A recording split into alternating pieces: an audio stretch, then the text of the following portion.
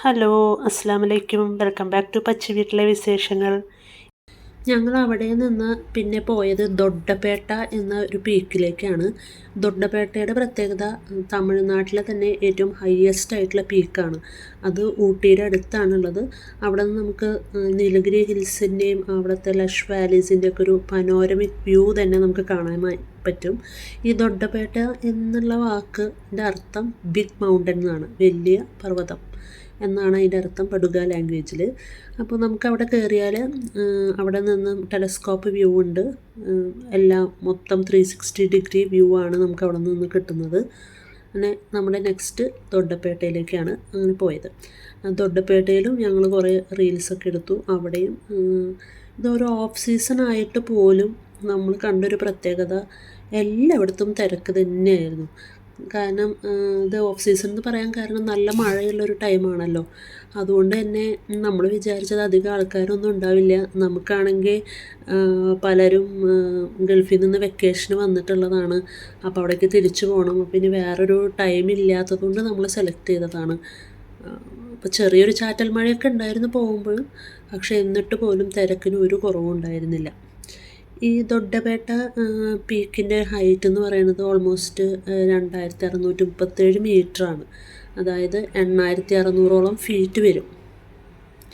ഈ western ഗട്ട്സിൻ്റെയും eastern ഗട്ട്സിൻ്റെയും ജംഗ്ഷനിലായിട്ടാണ് ഇതിൻ്റെ correct location വരുന്നത്. അവിടെ നിന്ന് ഈ ടെലസ്കോപ്പിക് വ്യൂ എന്ന് പറയുന്നത് നല്ല രസമാണ് കേട്ടോ കാണാനായിട്ട്. അവിടെയുള്ള ഡെൻസ് ഫോറസ്റ്റ്, അവിടുത്തെ ചെടികളെല്ലാം നമുക്ക് നല്ലതായിട്ട് അവിടെ നിന്ന് കാണാൻ പറ്റും. ഏറ്റവും ബെസ്റ്റ് ടൈം എന്ന് പറയുന്നത് ഒക്ടോബർ ടു ജനുവരി ആണ്. അപ്പോഴാണ് വെതർ കുറച്ചും കൂടി പ്ലസൻ്റ് ആവുന്നതും നമുക്ക് കുറച്ചും കൂടെ കാണാൻ രസകരമായിട്ടുള്ള ടൈം.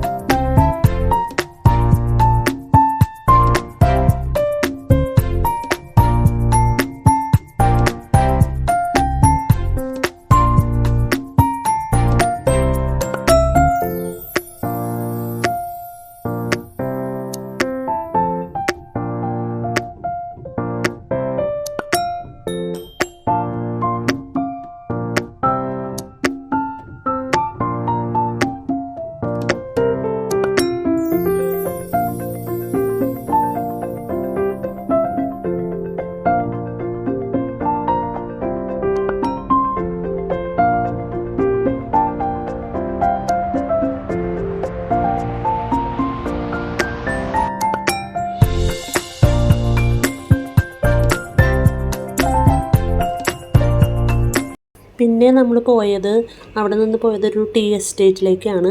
ആ ടീ എസ്റ്റേറ്റിനോടനുബന്ധിച്ച് അതിൻ്റെ ടീ ഫാക്ടറി ഉണ്ട്. ആ ടീ ഫാക്ടറിയിലെ മാനുഫാക്ചറിങ് കാണലായിരുന്നു നമ്മുടെ ഉദ്ദേശം. അപ്പോൾ ആ ടീ എസ്റ്റേറ്റിൽ ഒരു പാലത്തിലൂടെ നമുക്ക് നടന്നു കഴിഞ്ഞാൽ ആ ടീ ഫാക്ടറിയിൽ എങ്ങനെയാണ് ടീ ലീവ്സ് പൊട്ടിച്ചതിന് ശേഷം അത് ടീ പൗഡറാക്കി മാറ്റുന്നതെന്നുള്ള ഡിഫറെൻറ്റ് പ്രോസസ്സസ് നമുക്ക് നടന്ന് കാണാനായിട്ട് പറ്റും. അങ്ങനെ അപ്പോൾ അതായിരുന്നു ഞങ്ങളുടെ നെക്സ്റ്റ് വിസിറ്റ്. അപ്പോൾ നമ്മളെല്ലാവരും കൂടെ പോയി. അപ്പോൾ നമ്മൾ ഒരു പാലത്തിലൂടെ ഇങ്ങനെ സഞ്ചരിക്കാം. താഴെയാണ് ഇത് പ്രോസസ്സിങ് നടക്കുന്നത്. അപ്പോൾ ഈ മുകളിലാണ് ഈ പാലം. ആ പാലത്തിലൂടെ സഞ്ചരിച്ച് നമുക്ക് ഇതെല്ലാം ഓരോ പ്രോസസ്സിങ് സ്റ്റേജസ് കാണാനായിട്ട് പറ്റും. അങ്ങനെ അത് കഴിഞ്ഞ് നമ്മൾ താഴേക്ക് ഇറങ്ങി വരുന്നിടത്ത് ഈ ടീ ലീവ്സ് കൊണ്ട് ഉണ്ടാക്കിയ നല്ല അടിപൊളി ചായ നമുക്ക് അവർ തരും. അത് ഫ്രീ ഓഫ് കോസ്റ്റാണ്, എല്ലാവർക്കും അത് കഴിക്കാം. പിന്നെ അവിടെ നിന്ന് നമ്മൾ നീങ്ങുമ്പോൾ കാണുന്നത് ഇതിൻ്റെ സെയിലാണ്. ഡിഫറെൻറ്റ് ടൈപ്പ് ഓഫ് ടീസ് ഉണ്ട്. ജിഞ്ചർ ടീ, ലെമൺ, ഏത് ഫ്ലേവറിൽ വേണമെങ്കിലും നമുക്ക് കിട്ടും. അതുകൂടാതെ നമ്മളവിടെ കണ്ട കാര്യം, ഈ ടീ ഫാക്ടറിയിലേക്ക് കടക്കുന്നവിടെ തന്നെ ഉള്ളത് ഒരു ചോക്ലേറ്റ് മേക്കിംഗ് ഏരിയ ആണ്. അപ്പോൾ അവിടെ ഡിഫറെൻറ്റ് ടൈപ്പ് ഓഫ് ചോക്ലേറ്റ്സ് കാണാം. ആ ചോക്ലേറ്റ്സ് നമുക്ക് അവർ ടേസ്റ്റ് ചെയ്യാൻ തരും. അതുകൂടാതെ അതിന് നല്ല വിലയാണ് കേട്ടോ. ടേസ്റ്റ് ചെയ്തതിന് ശേഷം നമുക്ക് ഇഷ്ടമുള്ളത് സെലക്ട് ചെയ്തിട്ട് വാങ്ങാം.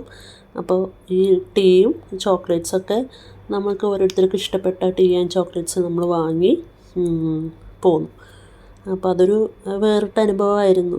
മക്കൾക്കൊക്കെ അത് ഭയങ്കര ഇഷ്ടമായി. കാരണം ടീ എസ്റ്റേറ്റുകൾ നമ്മളിങ്ങനെ കണ്ടിട്ടുണ്ടെങ്കിലും ഈ ടീ മേക്കിംഗ് കാണുക എന്ന് പറയുന്നത് ഒരു രസമുള്ള കാര്യമാണല്ലോ. അപ്പോൾ അങ്ങനെ ടീ എസ്റ്റേറ്റ് കണ്ട് ഞങ്ങൾ അവിടെ നിന്ന് ഇറങ്ങി. അപ്പോഴേക്കും ഏതാണ്ട് ഒരു 5 മണി 6 മണിയൊക്കെ ആയിട്ടുണ്ട്.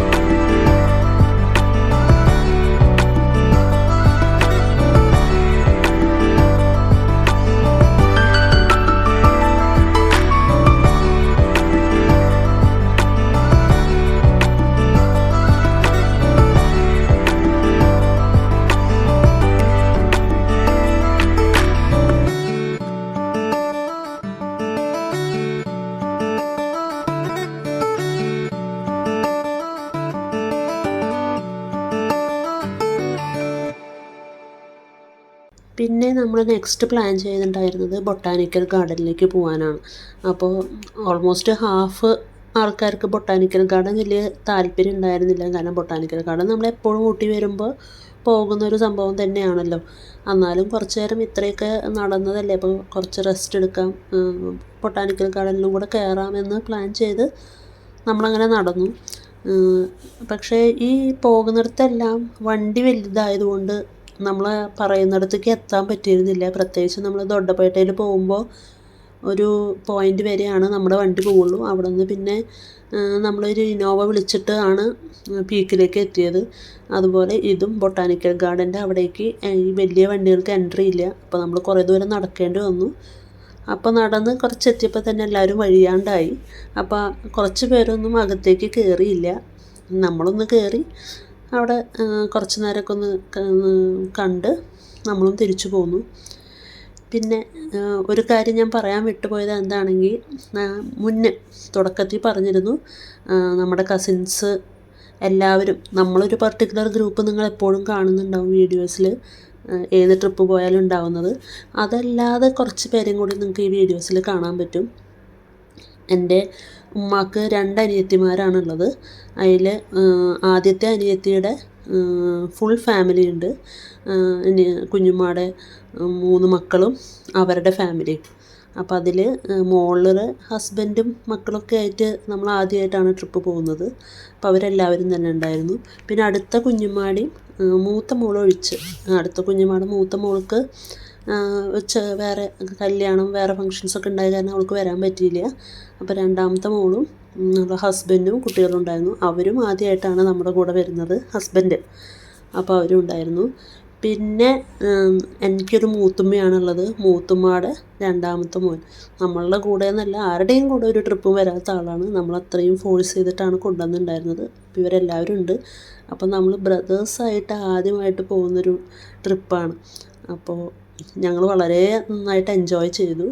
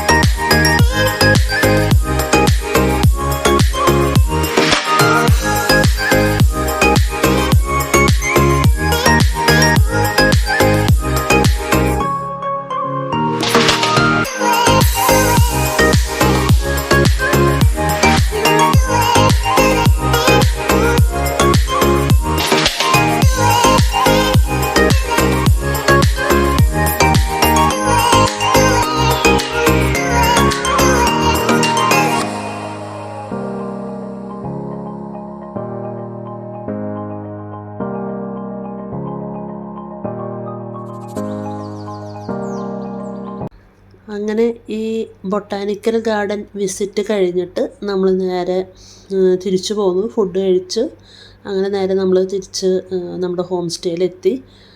അവിടെ എത്തിയിട്ട് അന്ന് രാത്രി നമ്മുടെ പ്രധാന വിനോദം എന്ന് പറയുന്നത് ഡംഷറാട്സ് ആയിരുന്നു. ആ ഡംഷറാട്സ് കളിക്കുമ്പോഴാണ് നമ്മൾ പലരുടെയും ആ അഭിനയ പാടവം ലാലേട്ടനാണോ മമ്മൂട്ടിയാണോ അതോ ഇവരാണോ എന്ന് പലപ്പോഴും തോന്നിച്ച രംഗങ്ങളുണ്ടായിരുന്നു. ചിലർ പല പടങ്ങളും അനുകരിച്ച് കാണിക്കാൻ പറ്റാതെ വിഷമിക്കുമ്പോൾ ഉണ്ടാകുന്ന ആ നവരസമാണോ അതോ അതിൽ കൂടുതലാണോ എന്നെനിക്ക് പറയാൻ പറ്റില്ല. അങ്ങനെ എന്തായാലും നമ്മൾ നന്നായി എൻജോയ് ചെയ്തു. അങ്ങനെ അന്ന് നൈറ്റ് അവിടെ സ്റ്റേ ചെയ്തു. പിന്നെ പിറ്റേ ദിവസം രാവിലെയാണ് നെക്സ്റ്റ് പ്ലാൻ.